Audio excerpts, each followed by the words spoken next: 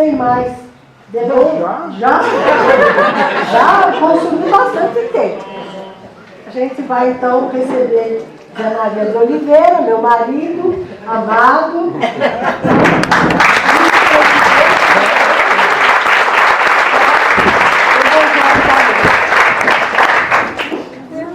Obrigado, gente. Obrigado. Eu fiz até bloquinho. Bom, quando eu estava pensando no que falaram, eu estava folheando o Boa Nova. E aí, quando você fica pensando, aqueles que vão nos ajudar também, os espíritos que vão nos ajudar, eles já ficam dando ideia para a gente de quando você pensa num assunto. Né? Eu estava pensando, estava lendo aqui no Boa Nova, e eu estava pensando na celeuma que era, né, os apóstolos, os seguidores de Jesus, aqueles que estavam sempre ao redor de Jesus, ouvindo palestra, ouvindo os ensinamentos de Jesus, e tudo era motivo para causar polêmica, né? Era aquela divergência de ideia. Imagine-se há 2000 anos atrás, como eram as necessidades, né? Como é que as pessoas viviam, as necessidades físicas, as necessidades morais das pessoas. Então, tudo era motivo de atrito e de discussão. E eles tinham, porque eles se reuniam todos os dias, eles faziam um tipo de um evangelho no lar. E nessas reuniões sempre tinha as divergências de opinião. E eu estava pensando nessa divergência, e eu falei assim, bom, acho que vou falar sobre diferenças.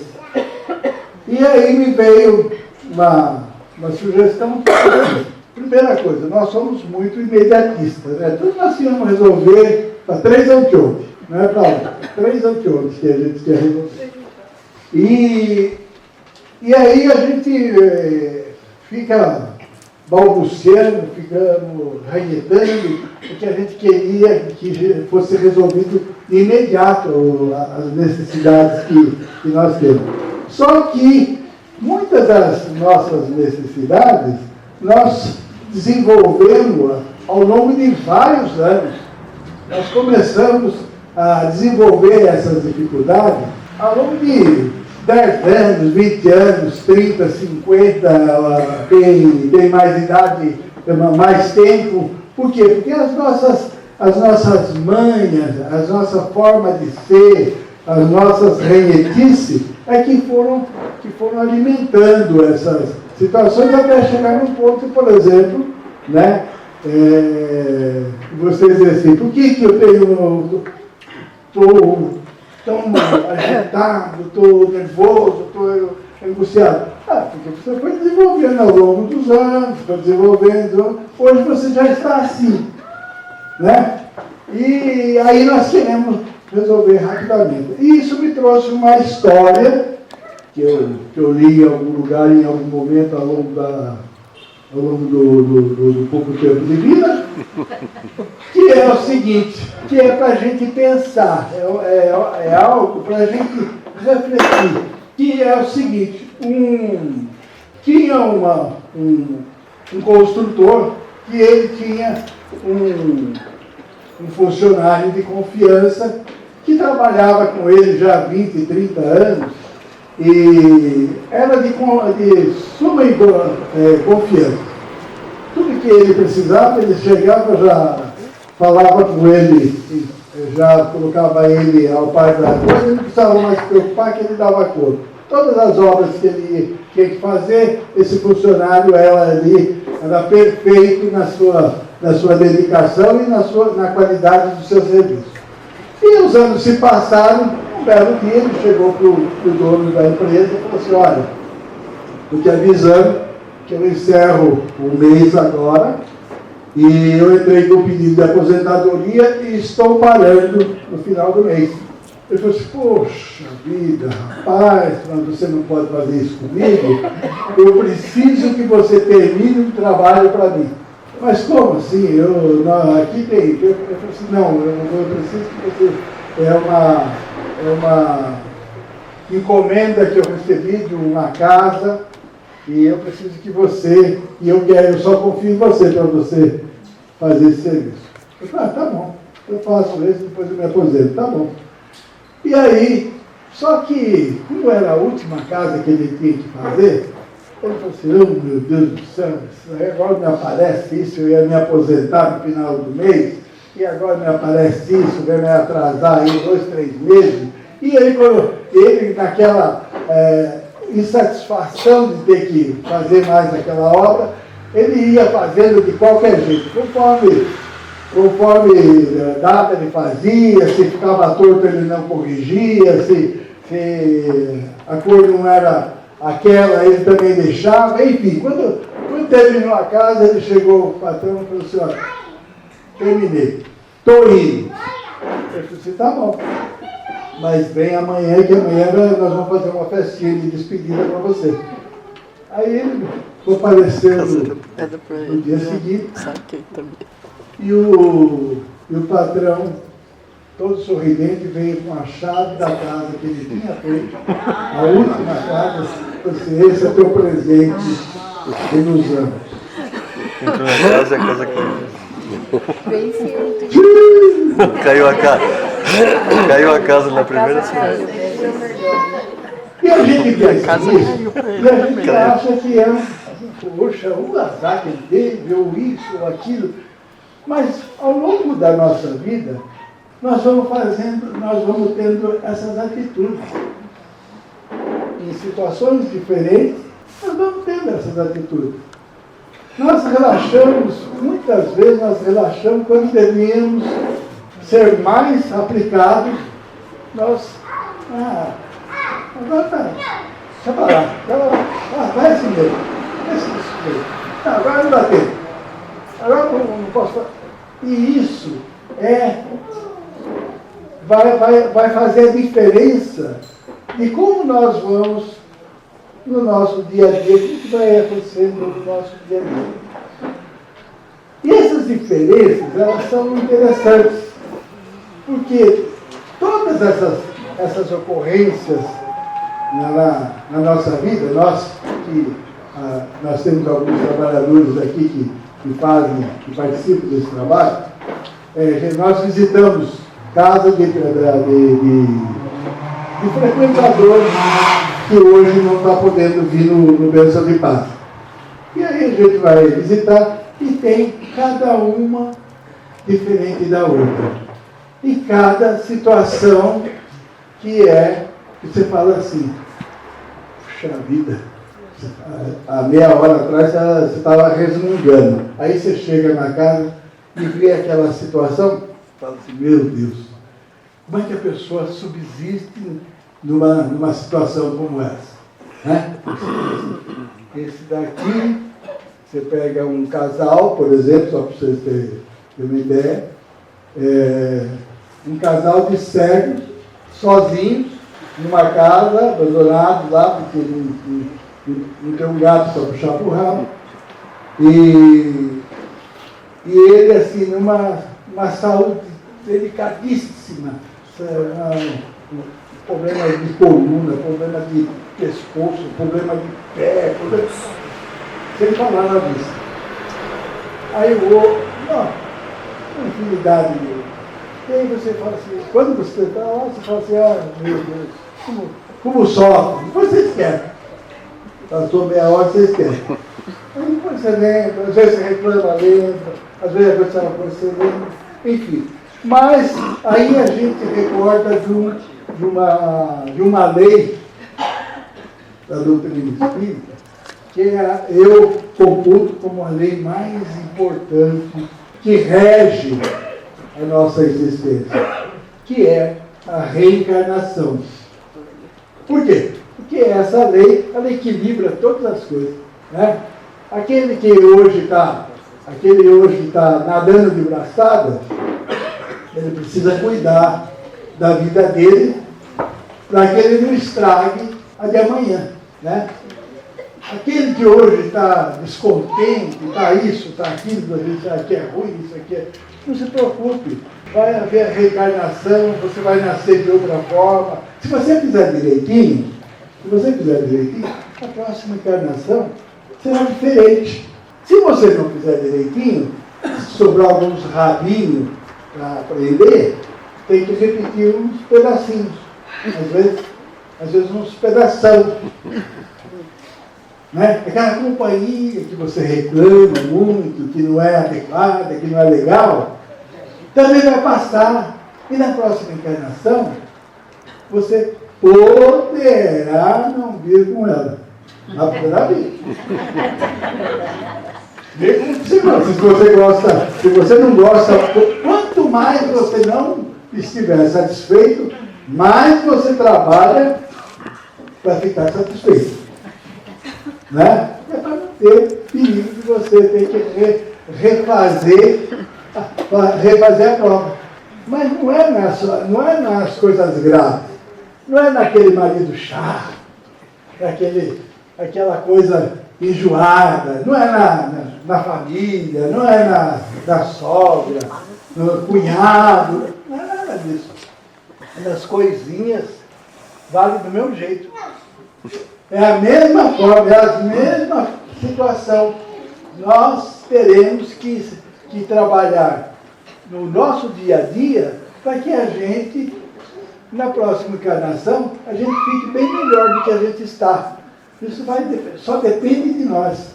Então, mesmo na reclamação que nós temos a fazer, mesmo que ela seja justa, ela vai passar e ela sofrerá a ação da lei da reencarnação. Isso deixa vocês bem aliviados, entendeu? Fica mais tranquilo, né? Já vamos consertar. E aí, voltando para o nosso consultor aqui, então,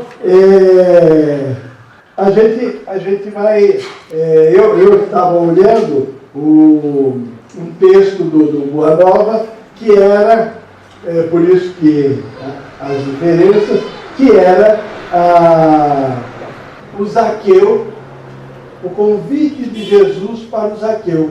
O Zaqueu era cobrador de impostos, era chefe, né? Ele era chefe dos cobradores de impostos, todo mundo conhecia ele, tinha turma que não gostava, mas também, quando você toma conhecimento e mais profundamente a história do Zaqueu, você vê que ele tinha as pessoas também que gostavam dele. Um amigo, por exemplo, José. José do Zaqueu. Cai bem com ele. José. E Jesus estava vendo todo dia aquela discussão dos apóstolos. Ele não falava nada, ele deixava eles discutirem, falavam. E entre eles existiam aqueles que eram mais caxias na opinião dele, né? Por exemplo, o Felipe, ele era mais persistente. O Pedro era um brutamonte, né? O Pedro, ele era daqueles que achavam, né, que fazendo o que ele tinha aprendido, não precisava ter educação. Então, com ele era na marra, as coisas com ele eram na marra. E o Felipe era mais de querer convencer as pessoas que elas têm que doar as coisas dela. Tem que doar os bens. Aqui, as pessoas... Jesus já tinha falado da importância de você cuidar do seu próximo, de ajudar aquele que está doente. Bom, mas quem procurava Jesus e os apóstolos era só os pobres e os extraviados. Quer dizer, todo mundo que vinha lá eram pessoas que estavam precisando de tudo. Então, o Felipe estava o tempo todo malhando lá, porque ele queria que as pessoas doassem para casa lá, para que eles pudessem ajudar os pobres. E Jesus estava esperando uma oportunidade.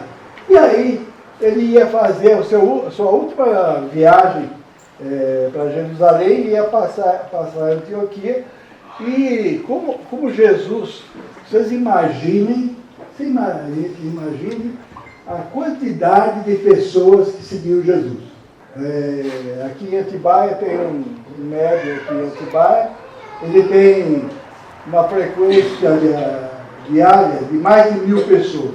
Aquele João de Deus lá, não sei quantas pessoas tem. Enfim, todos os médicos que você pensa tem 1.000 e tanto, 20 ônibus, 10 ônibus, 50 ônibus.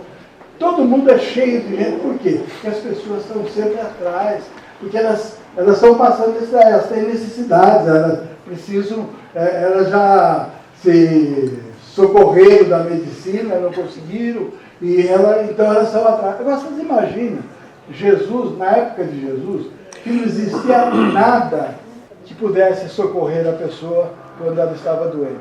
Era um chazinho de erva, era um benzimento lá do como é que chamava, Milton? Do curandeiro? Não, do cara da igreja. Como que chama? Rabino? Não é Rabino. Rabino. Do Rabino. Obrigado, Mas era só, não tinha. Lava o pé com água quente, lava o pé com água fria, toma banho, não toma banho. Era isso que tinha. E quando Jesus apareceu, era brincadeira. A pessoa passava perto dele e se curava. A pessoa tocava na roupa dele e se curava. A pessoa olhava para ele e recebia aquela energia vindo de Jesus.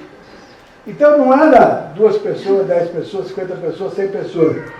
Eram milhares de pessoas. Quando o Evangelho fala que no milagre dos pães, eram 5.000 homens, por quê? Porque mulher não contava nem criança. Eram 5.000 homens que estavam naquela reunião. Então, você calcula que tinha mais de 10, 12 mil pessoas acompanhando Jesus. E nessa passagem aqui, toda a estrada estava cheia de gente, aguardando porque eles ouviram falar que Jesus ia passar. E nesse burburinho, o Zaqueu também ficou sabendo. E o Zaqueu tinha a maior curiosidade de conhecer a Jesus. Ele tinha curiosidade de conhecer. Então o que ele fez? Ele falou assim, eu também vou ficar nessa estrada aqui para me ver Jesus. Mas só que foi enchendo de gente, foram no metrô, quando você é o primeiro da vida, daqui a pouco você está em 20º lugar. Se você vai entrando na sua frente, você vai ficando para trás. Assim aconteceu com o Zaqueu. Ele falou, meu Deus. Ele pegou e subiu num sicômoro. Que, segundo Humberto de Campos, é um pé de figo. É um pé de figo, ele fica baixinho, ele não fica alto. Então, o Zaqueu falou assim, vou ficar aqui. E o Zaqueu ficou ali. E quando Jesus vinha vindo, ele ficou entusiasmado de ver Jesus, a sua aparência era exatamente como as pessoas diziam, que ele era muito alto, que ele era bonito, que ele tinha uma presença diferente, e ele estava ali naquele entusiasmo. Quando Jesus parou e falou assim, Zaqueu, desce daí que eu preciso que você me hospede. E ele ficou, ele tomou o maior susto, né? Meu Deus, é comigo mesmo que ele está falando. E ele desceu, já se agarrou a Jesus e já começou a conversar com Jesus, falar com Jesus, quase se desculpando de ser ele. Quase se desculpando, por quê? Porque ele recebia todo tipo de elogio das pessoas que pagavam imposto, né? Ele era coletor de imposto e era o chefe, hein? Então o Zaqueu, ele quase pedia desculpa por Jesus. Não, Jesus, sou eu, o Zaqueu mesmo aqui. Mas tudo bem. Mas eu quero dizer para o senhor que eu tenho feito, tipo assim, um esforço. Ele quis dizer para Jesus, eu tenho feito um esforço, eu tenho doado para as pessoas que necessitam, eu tenho criado empresa que tem atendido, inclusive, pessoas de outra cidade desempregadas, elas têm sido ajudadas, que eu tenho dado emprego para essas pessoas. Olha, Jesus, e hoje eu vou doar 50% dos meus bens, eu vou doar hoje para todas as pessoas que necessitam. E se alguém for prejudicada, eu vou doar 4 vezes o que lhe foi retirado. E Jesus fala assim, que bom, Zaqueu, porque hoje entrou na sua casa a salvação. E aí, nesse inteirinho, os apóstolos estavam de jeito? Cochichando, porque o Zaqueu não deu tempo de Jesus piscar, né? Ele ficou ali. Aí o Zaqueu falou assim, Jesus, eu vou chamar minha mulher, meus filhos. Perderam lá embaixo. E já volto. E era a chance que os discípulos estavam esperando, né? Os discípulos, todos aqueles que acompanhavam e tinham a mesma ideia dos discípulos. Acrivaram Jesus de pergunta, né? Mas Jesus não tinha outro para o senhor se hospedar? Não tinha outra casa para o senhor se hospedar? O senhor tem que hospedar justamente na casa do Zaqueu, esse homem detestável. E aí Jesus devia ter pensado assim, dou um tapa no meio do meio desse daí, mas aí Jesus falou assim, pois é, mas ele também é filho de Abraão. E no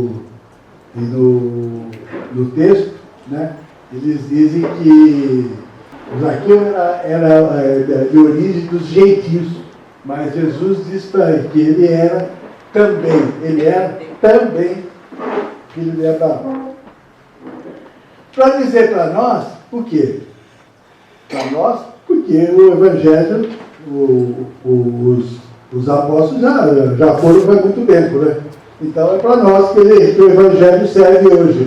Está falando daquilo que nós nos incomodamos tanto. E que se a gente for pensar no dia a dia de cada um de nós vamos ter que nos enquadrar no quê? Na lei da reencarnação. E aquilo que hoje nos incomoda, aquilo que hoje nos desagrada, ele poderá ser diferente na próxima encarnação.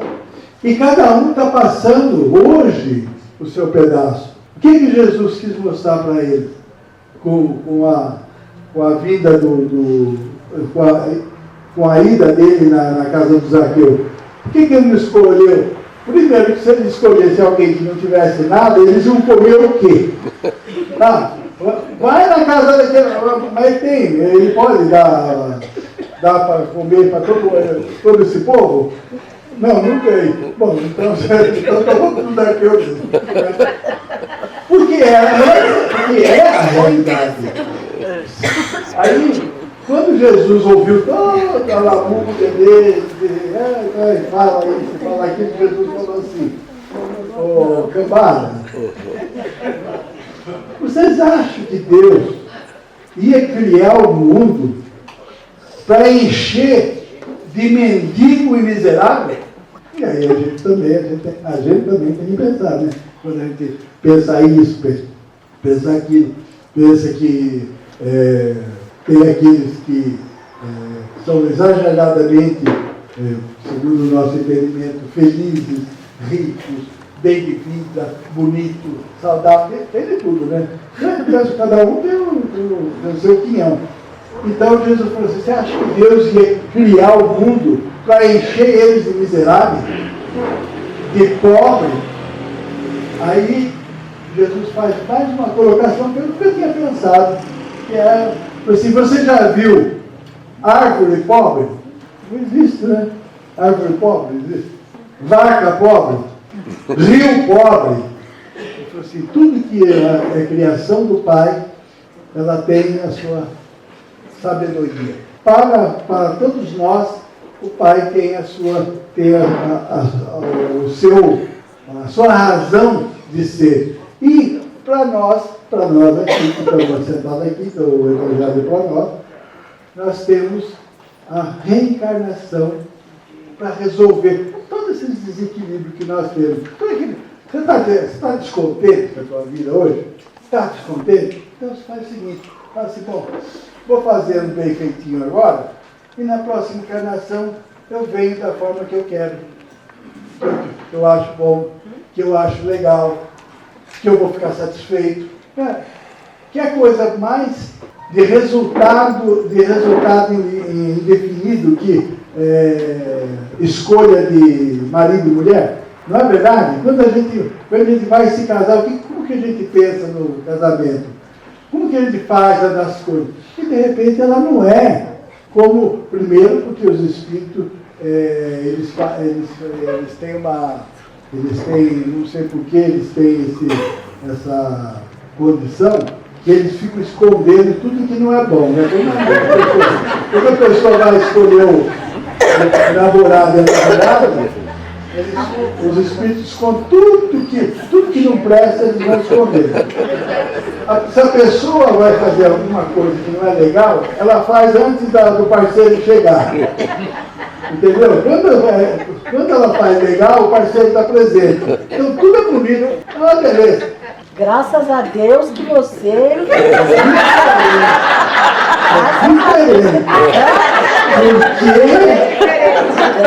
Porque eu fiz tudo direitinho na outra encarnação.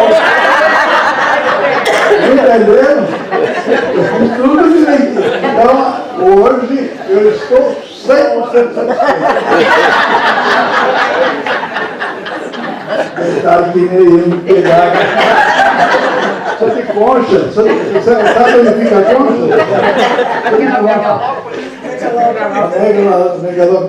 Então, aí o Jesus, então, faz dá aquela matada no assunto com eles ficam sem aí o Felipe veio, quis disfarçar, a coisa não deu certo, e Jesus, então, foi nessa reunião aí que Jesus trouxe a parábola dos talentos. Foi nessa reunião que daí ele foi arrematar junto dos discípulos e da camada toda, ele foi arrematar os ensinamentos. Então ele trouxe a parábola dos talentos, que todos vocês já estão cansados de saber, né? Que é aquela que ele dá 5 talentos para um, 2 para outro e 1 para outro. O de 5 dobra para 10, o de 2 dobra para 4 e o de 1 enterra. E aí leva a maior bronca do seu senhor, porque ele falou assim, meu senhor, eu enterrei porque eu sabia que você colhe onde não planta. Se você sabia, então você tinha que ter trabalhado mais, né? Que é o que acontece conosco. Então, nós recebemos de todos os nossos talentos e temos que trabalhar para nós dobrarmos os nossos talentos. E esse livro da Boa Nova, que traz diversas histórias, no total, acho que é 30 passagens. E como que é essa 30 passagens? Que eu estava lendo a respeito dele e eu achei interessante trazer para vocês.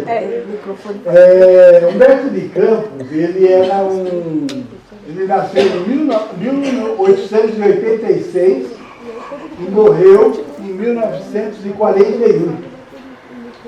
Ele morreu com 48 anos.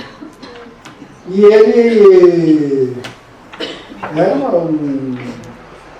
um espírito muito inteligente, né? Porque ele, com 6 anos, ele teve que ir trabalhar, porque o seu pai morreu, e ele era um dos filhos de uma família grande. Então, ele com 6 anos, ele já teve que sair para trabalhar. E aí ele se formou em... não sei quantos cursos ele se formou, um monte de cursos. E ele foi, em 1919, ele entrou para a Academia Brasileira de Letras. ele foi o terceiro, foi nomeado o terceiro da cadeira número 20. Ele foi o terceiro pessoal a ocupar essa cadeira. Foi deputado federal de 1920 a 1930. E morreu em 1934. Em 1941 ele já trouxe 12 livros para o Chico. Se vocês se lembrarem do nosso lar, o André Luiz levou 8 anos para sair do umbral. Não é verdade? Lógico que eu acho que esses números aí é só para não deixar bardoso ninguém. Porque para não deixar bardoso. Ele com 7 anos, ele trouxe 12 obras para o Chico. E aí nessas obras, você vê como que é o ser humano, a família dele, quando viu todas essas obras com o nome de Irmão X, Não, é Humberto de Campos. A família cresceu os olhos, né? Falou assim, os caras aproveitando do nome dele, e entraram com um processo da justiça exigindo os direitos autorais.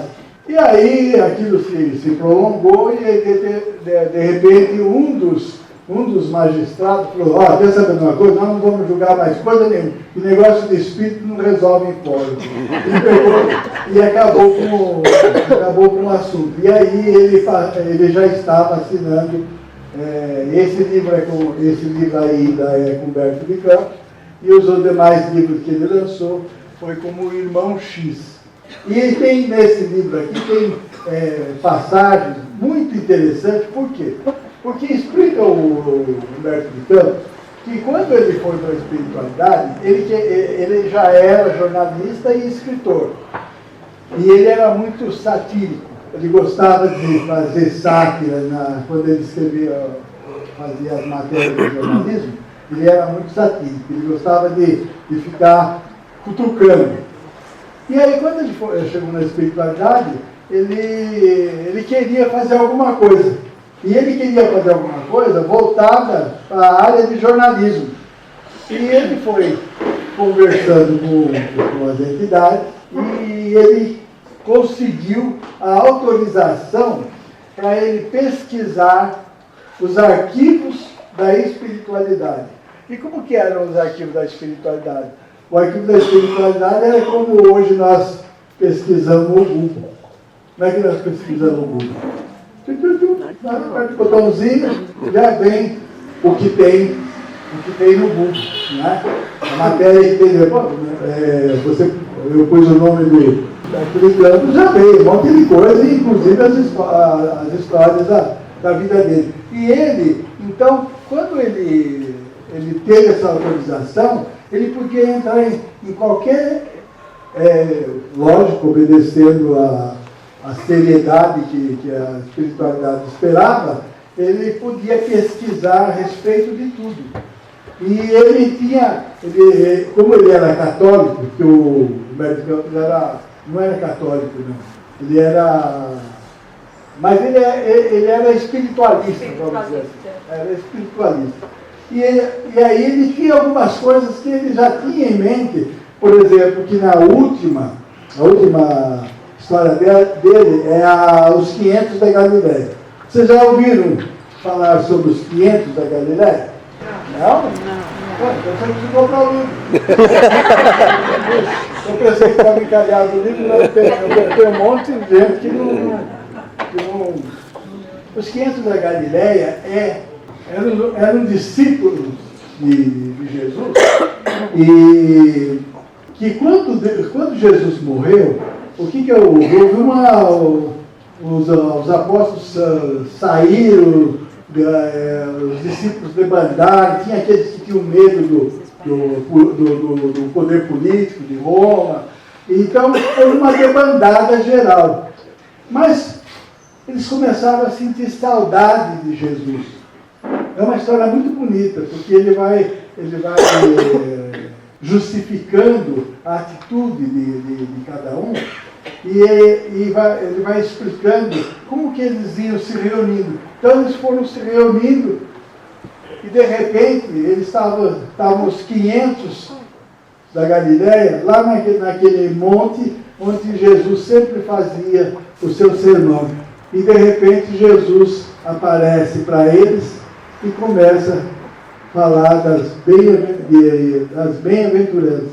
Então é uma história muito, muito bonita. Ele fala de Maria, da atuação de Maria, de Judas. Ele explica a situação de Judas, né? Que quando Judas se suicidou, né? O porquê ele se suicidou, o que ele tinha em mente, porque todo mundo que malha o Judas está pensando no quê? Pensando no pior do Judas, não é isso? Mas ele, na verdade, ele foi inocente, ele foi ingênuo, ele achou que ele ia ajudar Jesus e que ele ia cortar caminho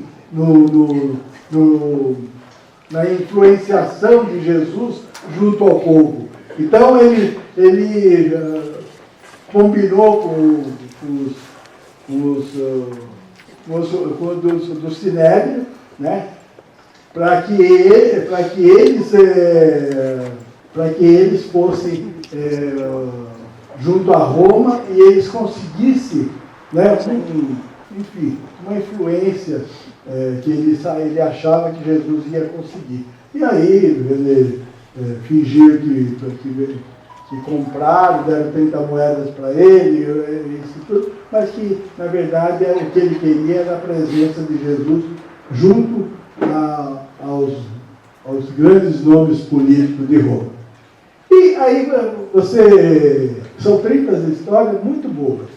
Se vocês tiverem curiosidade, então dá uma lida para vocês verem que muitas coisas, elas fogem até um pouquinho do que traz o Evangelho, mas por conta que ele vê na realidade o que se passou naqueles tempos com Jesus.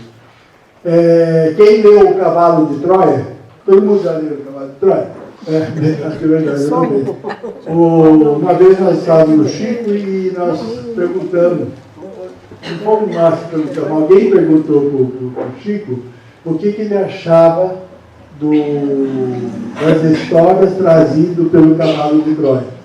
Aquele escritor espanhol, né? Benítez. J. Benítez. E o Chico falou assim, ele foi muito bem intuído. E quem lê o Cavalo de Troia vê tudo aquilo que acontece no Cavalo de Troia tem a ver com coisas que hoje nós começamos a entender. Humberto de Campos, na sua pesquisa, é mais ou menos da mesma forma, ele tem acesso aos arquivos, mais ou menos equivalente a esse livro do Cavalo de Troia. Não falar nada? Fala boa noite. Bom, então ficamos assim. Na próxima encarnação a gente conversa. Tá bom? Você participou, você deu certo. Sim, tá bom? Boa noite. Bom feriado.